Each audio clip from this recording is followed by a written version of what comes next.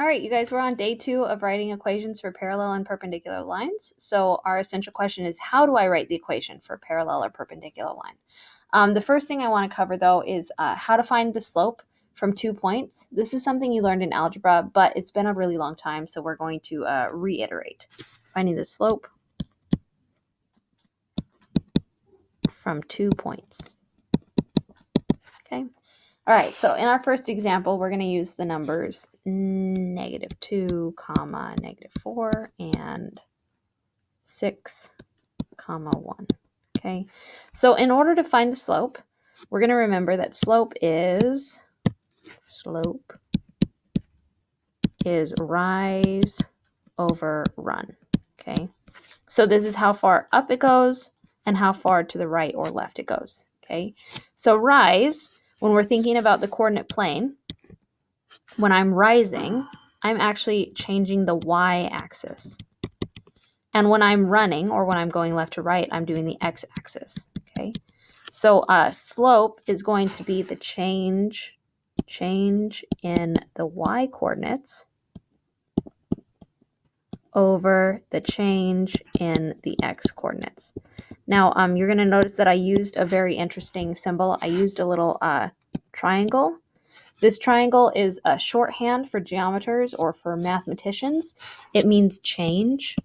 It's actually the delta symbol, and it talks about change. So this means change in the y-coordinates over the change in the x-coordinates, because change in the y is going to be the rise, and change in the x is going to be the run. So the equation for slope is going to be m equals y2 minus y1 over x2 minus x1, which you'll probably remember. So again, these y2 minus y1, that's the change in the y, and the x2 minus x1, that's a change in the x. So I'm going to label these. I have x1 and y1, and then I have x2 and y2. Remember, the subscript just says that these are from the same coordinate pair. Okay, so I'm going to start with 1 minus -4 over 6 minus -2. Okay. All right, and then I noticed that I've got minus a negative. 1 minus -4. This becomes plus a positive. So 1 plus 4 is 5. And 6 minus -2. Minus a negative becomes plus a positive. So 6 plus 2, which is 8. So the slope of this line is 5/8. Okay. All right, I'm going to give you an example. I want you to try that one. Try this next one. You try. Try it. Okay, how about 8, 0, and 3, -2. So take a second, pause this video, and I want you to try that. Try to find the slope for that one. Okay, hopefully you're back from finding the slope for that one. We're going to do this the same way. We're going to use that same equation. So I'm going to label this x1, y1, and this one x2, y2. Doesn't matter which one's x1 and y1. No, the second coordinate could be x1, y1. It doesn't matter. So I'm going to start with -2 minus 0 over 3 minus 8.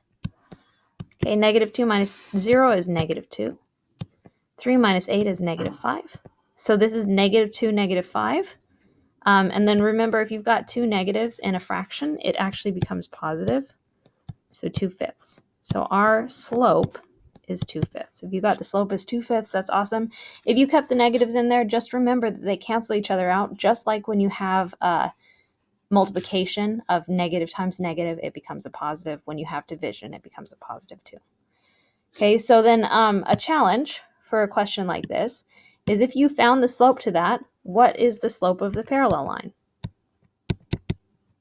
The slope of the parallel line, remember, is going to be the same. So I've got 2/5. And the perpendicular line is going to be the opposite reciprocal. So since this is a positive 2/5, this is going to be a -5/2. -5/2, which is why it's important that you cancel out those negatives. Okay. All right. Okay, that's it for this video. Next video, we're going to talk about writing an equation for a parallel line.